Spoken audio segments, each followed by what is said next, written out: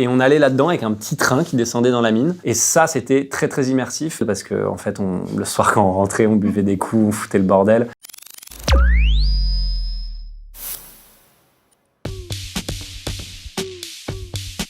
C'était un film 39-45, j'avais jamais fait ça de ma vie. C'était nécessaire, c'était intéressant, c'était immersif. Il y avait une situation de réel et c'était un mélange de sueur froide, de faut que je sois à la hauteur de ce moment-là, qui est un moment de la carrière. Ce mec-là qui en fait est complètement névrosé, obsessionnel et qui va devenir même paranoïaque. Il y avait une grande scène de défilé et je devais arriver moi à la fin du défilé. Je me sentais vraiment chanceux quoi. J'étais aux premières loges, j'avais l'impression de manger du caviar à la petite cuillère. Donc c'était assez magique quoi, de me dire ça y est, j'ai traversé l'écran.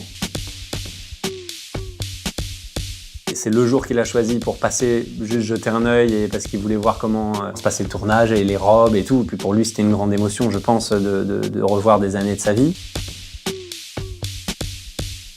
Déjà, j'ai un flash qui me vient tout de suite, c'est la première fois que je vois Jean, et pas à travers un écran, mais vraiment sur le plateau. Et donc on va sur le plateau. Le studio était un immense studio décoré en palais de dictateurs africains, mais tout est magnifique, la DA est sublime. Et là, Jean arrive en smoking parfait, avec son petit rire, et il arrive vers moi et il me dit « ça va Serge ?»